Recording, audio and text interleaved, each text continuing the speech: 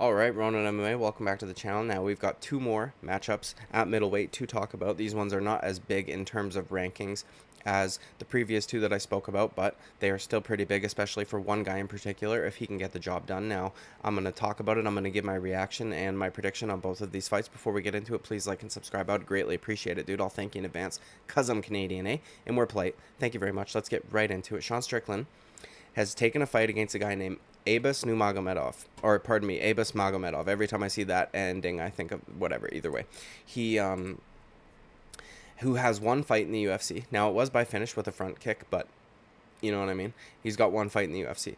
He's not ranked. Sean Strickland is ranked what, number 7?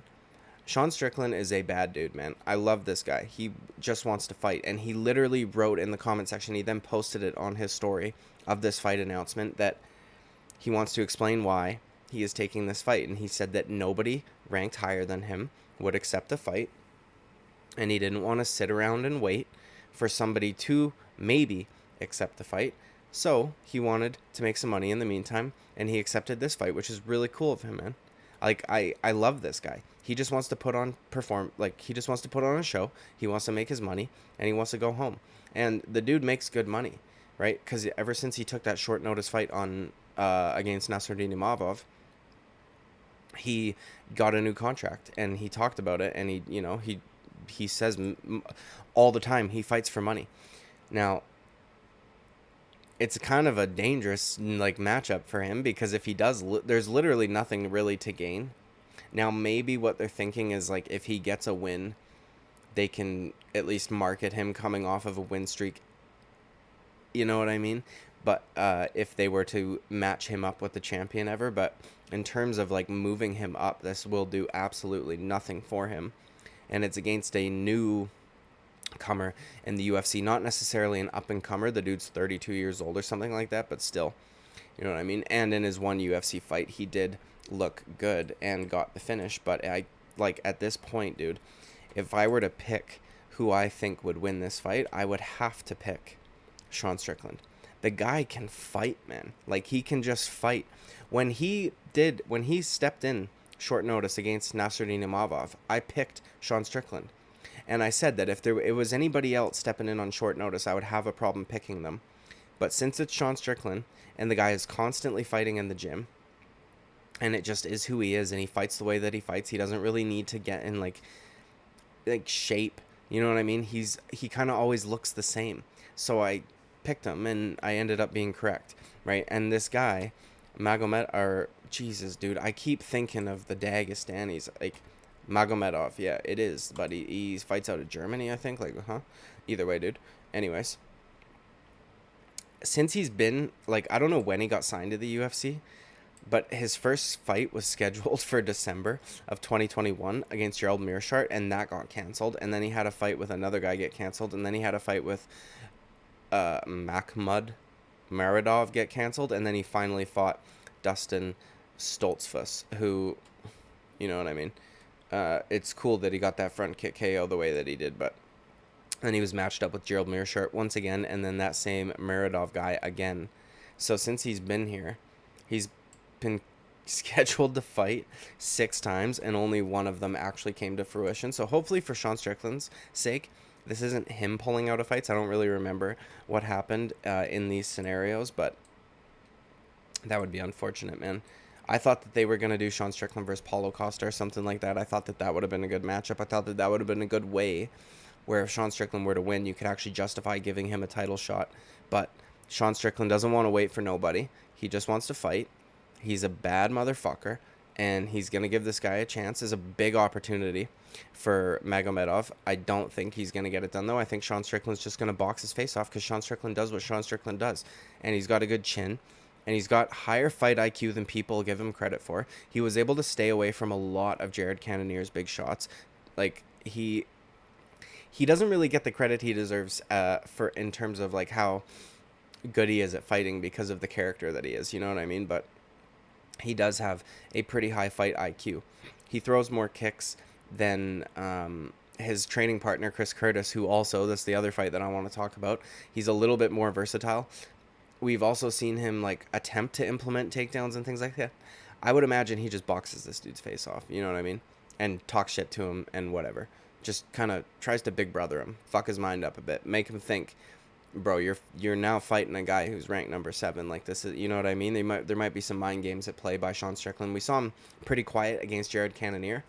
I think that he knows or knew that Jared Cannonier can knock him out.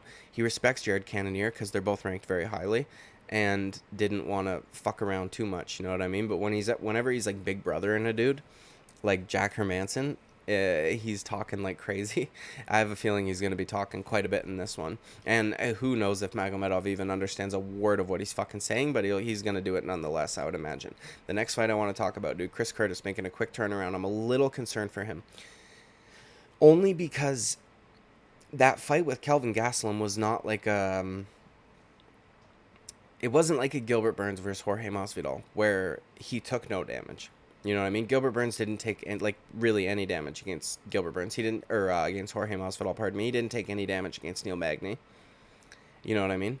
So for him to accept another fight in short time is kind of understandable, as long as your body can do it. But Chris Curtis's fight with Kelvin Gastelum was like a fucking war, and he got hurt from a headbutt. You know what I mean? They were both beaten up, and it's a little quick. The good thing for him is that he's got a training partner in Sean Strickland, who has already beaten the shit out of Nasruddin Imavov. So he's gonna have that to help him, right? Like, Sean Strickland's going to be able to share, oh, well, when he does this, you do this, when he, like, shit like that, right? The problem that I see with Chris Curtis is, and I talked about this after his Kelvin Gastelum fight, is he doesn't kick enough. He needs to invest in a kicking game, and I don't know that at this stage in his career, at this age, that he will be able to, and then be able to break the habit of not throwing kicks on a regular basis, right? Like, that's something that you can teach him to, like, George St. Pierre throws his spinning back kick kind of incorrectly, knee down, and he's going up, right? Not a lot of power on it. Now, it looks pretty, and he lands it a lot, but he's not really ever hurting anybody with it. Vras Sahabi had Joe Rogan try to come and teach George St. Pierre how to throw the back kick properly, the spinning back kick, in terms of technique, where you bring it up high and your knee should be like straight and level as opposed to be going up. And Joe taught it to him, right? At first, just how to throw it, a side kick like that, and then he taught him the spin after, because that just comes after naturally. And I've seen since then George St. Pierre throw that kick, and he's still throwing it the way that he threw it. Like, sometimes when a guy has done something for so long, it's impossible to like break them out of that. And then there's also a point where it's like you don't even really want to fuck with it, because they're doing it the way they do it, and it works. You know what I mean? If he was a guy who is like yet to turn pro, you might want to try and tweak it a bit. But for a guy like George St. Pierre, who's, you know what I mean, already reached the pinnacle, it's like, okay, now we're just kind of nitpicking. Chris Curtis obviously hasn't reached championship status. He is ranked pretty highly, or was ranked somewhat highly in the middleweight division, at least in the top 15. And I think that he could have easily won that fight over Kelvin Gastelum, but I think that if he would invest in some fucking leg kicks and some fucking body kicks, he would have won that fight. And I hope that he does this for this fight. I do, but I don't know, man. It's a really quick turnaround for me. It depends on how much Nasruddin Imavov has improved since that Sean Strickland fight, because it kind of exposed him a little bit. If I'm being honest, like, I thought pretty highly of him. And the reason why I had picked Sean Strickland was because it was short notice. And while it is short notice for Sean Strickland in terms of like what kind of shape he's in, it's also short notice for Nasruddin Imavov, because now he had a brand new opponent that he wasn't fucking training for, and Sean Strickland fights very differently. So,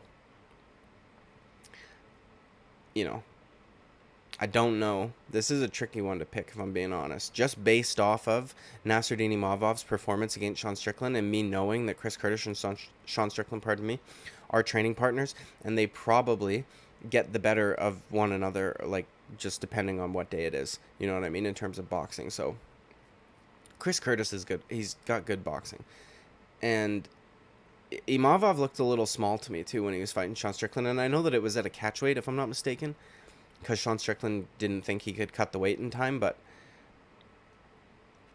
he still looked small. You know what I mean? It was essentially two middleweights in there, but just heavier. I think I would go with Chris Curtis. I don't know if he gets a KO. Joaquin Buckley seems like he's very KOable. You know what I mean? Kevin Holland starched him. Chris Curtis starched him. You know, it just seems like you don't necessarily have to have the craziest power in order to starch Joaquin Buckley, but you never know, man. Chris Curtis could get the job done by finish. I think I would pick him at this point by decision. 29-28. I think Imavov comes out first round, does quite well, and then Chris Curtis starts to pull away with that. So 2 more big matchups at middleweight. As I said before, it doesn't really do a whole lot for the rankings. Sean Strickland won't get moved up or down. You know what I mean? If he loses, he'll get moved down. But if he wins, he's not going to get moved up. Chris Curtis, and, you know, they're probably fighting for a top 15 spot. If they actually move Alex Pereira from the rankings, everybody's going to get bumped up one anyways. But, yeah, man, good matchups. There's still some more that I need to talk about. I think I'm going to save them for tomorrow, though. Anyways, dude, thank you for watching. Like and subscribe. Greatly appreciate it. See you at the next video. Bye-bye.